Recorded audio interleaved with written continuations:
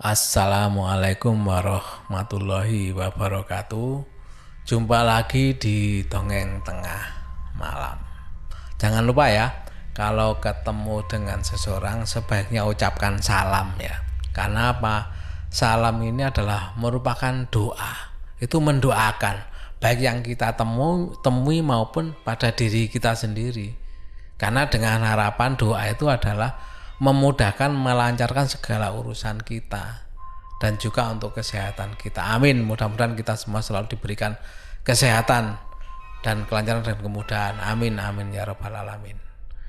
Langsung saja kita ke cerita. Oh ya, sebelumnya mohon maaf yang belum subscribe, jangan lupa subscribe, komentarnya juga, dan like-nya juga jangan lupa ya. Untuk yang di Spotify jangan lupa follow ya untuk cerita-cerita dari Dongeng Tengah Malam selanjutnya. Oke, untuk kali ini Pak D akan membawakan kiriman cerita dari Mbak Anin mengenai bioskop yang pernah dia datangi. Kita langsung aja ke ceritanya. Mbak Anin ini adalah salah satu mahasiswa di sebuah universitas di Jakarta. Saat ini Mbak Anin tinggal kos di Jakarta, yang mana saat di Jakarta ini hanya untuk menuntut ilmu. Suatu hari Mbak Anin ini pergi ke bioskop bersama teman dekatnya atau pacarnya ya. Karena memang teman dekatnya ini suka sekali nonton bioskop. Lagian dia juga sudah bekerja. Makanya Mbak Anin dan pacarnya ini untuk menghabiskan waktunya biasanya itu suka nonton bioskop. Pada saat pacarnya ini selesai pulang bekerja, yaitu sekitar pukul 19 atau 7 malam ya. Pada hari itu mereka memutuskan menonton salah satu film action, karena ini memang kesukaan pacarnya ini film action. Jadi mereka itu memilih tempat duduk di tengah yang paling enak ya, menurut memang semua sih di tengahnya paling enak untuk menonton film. Jadi pada saat itu penonton bioskopnya cukup ramai karena filmnya terkenal juga ya, yang mana hampir seluruh kursi di bioskop itu terisi semua, sehingga nggak nampak tempat yang kosong atau kursi yang kosong itu. Tapi sebenarnya sih kalau diperhatikan ada sih kursi yang kosong, cuma karena cukup ramai ya, jadi nggak terlalu kelihatan yang kursi kosong itu. Dari awal mulai film diputar itu nggak terasa, masih biasa saja. Namun pada pertengahan film Mbak Anin itu mencium seperti bau yang kurang sedap yang ada di dalam bioskop itu loh ya, dimana bau tersebut muncul dan hilang menurut penciuman Mbak Anin, dan begitu terus sampai beberapa saat.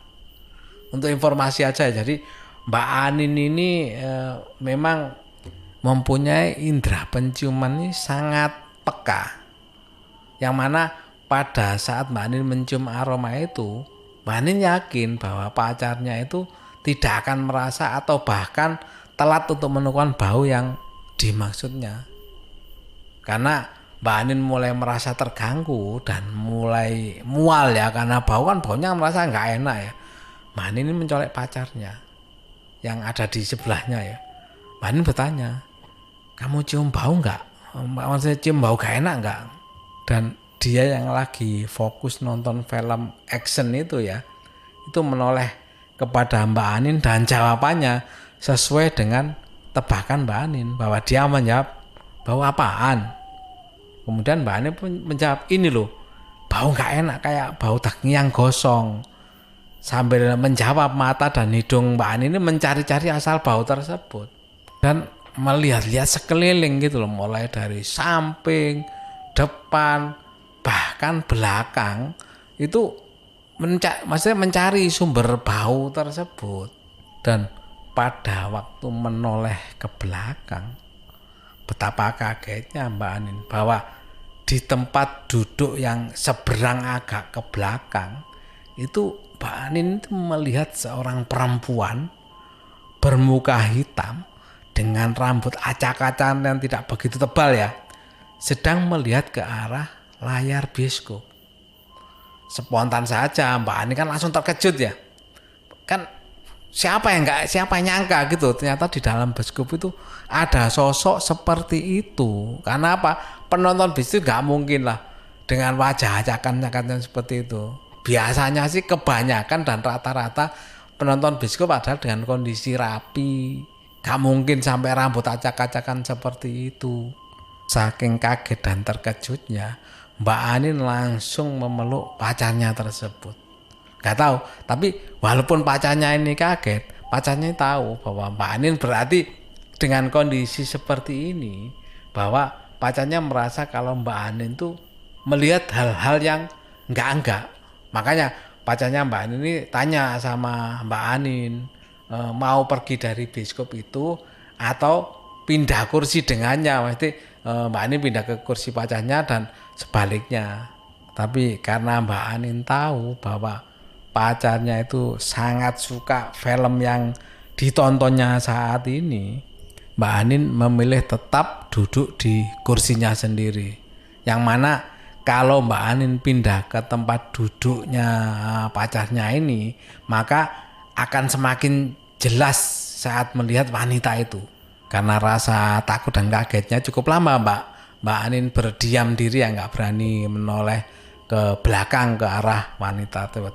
Tetapi beberapa menit kemudian karena mungkin masih penasaran ya, Mbak Anin ini memberanikan diri untuk menengok ke arah wanita tersebut. Apakah masih ada di sana? Apa sudah pergi?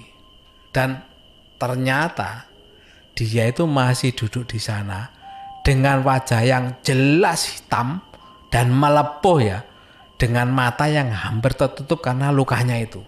Melihat itu Mbak Anin akhirnya sudah mau nggak mau hanya berdiam diri, diam nggak berani menoleh lagi sampai menunggu film itu usai. Dan begitu film itu usai, Mbak Anin langsung lari keluar dan secepatnya pulang. Setelah beberapa hari dari kejadian itu, pacarnya Mbak Anin ini berencana untuk mengajak nonton lagi. Ya memang karena biasanya mereka itu menghabiskan waktu dengan menonton ya. Karena bagi mereka di Jakarta tidak ada tempat hiburan lain selain dengan menonton. Tapi kali ini mereka itu memilih menonton film horor yang saat itu banyak ditunggu-tunggu oleh orang-orang ya. Karena Mbak Anin dan Pak Cani baru bisa menonton malam. Tapi sialnya tiket yang bioskopnya dekat dengan kos-kosannya Mbak Anin ini ternyata sudah habis terjual. Jadi tidak ada sisa tiket sama sekali. Karena pingin nonton yang lagi ditunggu orang-orang ya film horor ini, akhirnya mereka mencari tiket ke sana kemari, dapatlah tiket yang diinginkan tersebut. Dan kalian tahu di bioskop mana? Ya, di bioskop yang beberapa minggu lalu Mbak Anin melihat wanita dengan wajah yang hitam penuh luka melepuh itu. Karena dapatnya hanya di situ, yaknya dengan berhati mereka pun membeli tiket dan mendapatkan jam tayang jam 21.45. Namun di teater yang berbeda ya. Ya untunglah ternyata mereka mendapatkan teater yang berbeda dari sebelumnya. Ya pikir Mbak Nindi mungkin teaternya kali ini teaternya yang kemarin kali yang berhantu ya. Ya udah akhirnya datanglah mereka menonton. Setelah menunggu gak begitu lama ya, akhirnya film pun mulai diputar. Semua berjalan seperti biasa tanpa ada bau yang aneh atau penampakan yang terlihat ya. Pada saat pertengahan film, tiba-tiba Mbak Anin ini merasa ingin buang air kecil. Akhirnya sudah, Mbak Anin pun meminta izin kepada pacarnya bahwa mau ke kamar mandi dulu. Berangkatlah Mbak Anin ke toilet ya, dan di situ tidak ada kena keanehan sama sekali, nggak ada kejadian sama sekali sampai selesai dan Mbak Anin kembali ke tempat duduknya semula ya. Itu tempat favorit, tempatnya di tengah dan dekat dengan jalan. Namun kenyamanan itu tidak berlangsung begitu lama, karena beberapa saat setelah Mbak Ninin duduk di tempatnya itu ya, Mbak Ninin tuh merasa paha sampingnya itu seperti ada yang mencolek. Pertama didiamkan saja, batinnya Mbak Ninin mungkin orang belakang nggak sengaja. Tapi sampai yang ketiga, Mbak Ninin kan mulai merasa terusik gitu loh, merasa mulai nggak nyaman. Mbak Ninin menoleh ke belakang yang mana kalau ada kaki orang yang disandarkan di sandaran kursinya, dia akan menegurnya gitu loh. Tetapi ternyata tidak ada orang yang menyandarkan kakinya di kursinya Mbak Ninin tersebut. Kemudian dia meraba-raba dan di situ Mbak Ninin tahu bahwa kursi tersebut sangat tebal, di mana tidak mungkin kaki orang bisa tembus dari belakang sampai ke depan. Karena tidak mungkin, ya sudah, nggak dihiraukan lagi sama Mbak Ninin dan kembali menonton dan memakan popcorn yang sudah dibeli. Tapi nggak lama lagi ada colekan lagi, dan disitulah dia mulai menegur pacarnya. "Kamu nyolek aku ya? Ngapain sih nyolek-nyolek?" Terus spontan pacarnya kan menjawab, "Apaan sih, aku nggak nyolek. Orang aku pegang popon ini, lagian tanganku mana masuk ke sisi celah-celah kursi kita." Kemudian Mbak Ninin pun mulai bingung. Lantas siapa yang mencolek-mencoleknya tadi? Bahkan dari tadi. Karena kenyamanannya mulai terusik ya, Mbak Anin ini bertekad bahwa kalau sekali lagi ada yang mencolek, maka dia akan langsung melihat tangan siapa yang mencoleknya tadi. Dan benar, nggak lama menunggu, kemudian ada colekan lagi. Begitu ada colekan, langsung Mbak Ninin ini melihat tangan atau kaki siapa itu. Dan begitu terkejutnya Mbak Anin bahwa yang dilihat adalah tangan yang hanya sepanjang pergelangan tangan dengan warna yang hitam dan melepuh. Dengan cepatnya tangan itu menghilang pada saat Mbak Anin melihat ke arahnya. Kontak Mbak Anin pun kaget melihat tangan itu dan langsung bilang ke pacarnya bahwa dia melihat tangan yang terbakar. Karena mendengar keluhan dari Mbak Anin itu, pacarnya pun menawarkan untuk pindah tempat duduk dan Mbak Anin pun menyetujuinya. Tak lama film pun selesai pada jam sekitar hampir jam setengah 12 ya, jam 23.15an lah. Nah sudah selesai film pun buyar dan Mbak Anin pulang ke kos-kosannya. Dan waktu pulang pun Mbak Anin diantar sama pacarnya ini untuk ke kos-kosan. Namun sebelum sampai di kos-kosan, badannya Mbak Anin ini merasa nggak enak. Jadi Mbak Anin merasa badannya seperti capek dan berat. Karena merasa aneh terhadap badan kok nggak seperti biasanya, Mbak Anin ini merasa bahwa ada yang nggak beres. Makanya Mbak Anin pun meraba-meraba ada apa sebenarnya. Sampai karena mencari kenapa sesuatu yang beda ini, kenapa. Mbak Anin pun mencari sumbernya, merasa gak enaknya ini kenapa. Pada waktu Mbak Anin itu menoleh ke belakang, itu waktu perjalanan pulang ya ke kos-kosannya Mbak Anin ini ya, betapa kagetnya Mbak Anin pada waktu noleh ke belakang itu. Karena Mbak Anin tahu bahwa di belakangnya itu ada wanita yang serupa yang pernah dilihat beberapa minggu yang lalu itu terbang dan ikut di belakangnya Mbak Anin dan pacarnya ini. Dia pun langsung memeluk pacarnya dan memintanya untuk memacu cepat motornya. Dan pacarnya mungkin tahu ya, Mbak Anin merasa ada yang gak beres. Makanya dia pun juga ikut melajukan motornya dengan kencang sampai tibalah di tempat kos-kosannya Mbak Anin ini.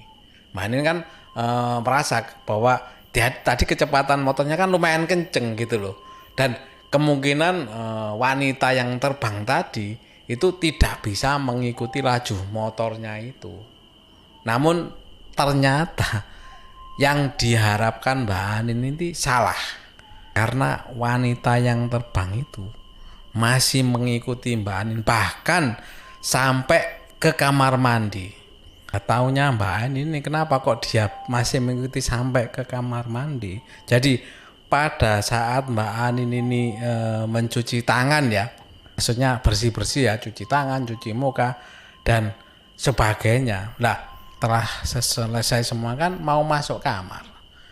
Begitu mau masuk ke kamarnya, itu Mbak Anin mendengar suara, suaranya itu begitu berat katanya. Sontak kan kaget Mbak Anin.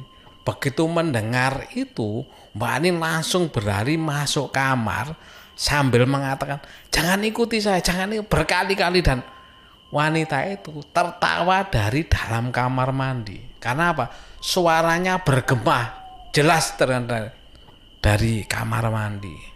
Namun tak lama suara itu pun hilang, dan syukurnya esoknya itu dia sudah tak terlihat sama sekali sampai sekarang. Selain dari pengalaman tadi, sebenarnya katanya Mbak Anin sih masih banyak ya cerita-cerita tentang yang ada di kamar kosnya ini. Mudah-mudahan nanti next lah Mbak Anin bisa mengirimkan ceritanya lagi ya mengenai kejadian di kamar kosnya ini. Nggak tahu masih berhubungan dengan wanita yang kondisinya kayak gosong seperti habis terbakar atau enggak. Mudah-mudahan Mbak Anin bisa segera mengirimkan cerita, nanti saya bawakan di sini di Dongeng Tengah Malam. Terima kasih Mbak Anin kiriman ceritanya. Mudah-mudahan pendengar Dongeng Tengah Malam bisa terhibur dari pengalaman Mbak Anin tadi yang barusan diceritakan. Dan kalau teman atau sahabat Dongeng Tengah mau mengirimkan ceritanya, monggo bisa kirim email di emailnya Dongeng Tengah Malam ya. Emailnya dongengtengahmalam@gmail.com ya. dongengtengahmalam@gmail.com. Semoga teman-teman dan sahabat semua bisa terhibur, dan terima kasih kepada semua pendengar mau atau mampir di ceritanya Pak Denny di Dongeng Tengah Malam. Dan dari saya Pak D. Alvan mengucapkan terima kasih, dan saya akhiri. Wassalamualaikum warahmatullahi wabarakatuh.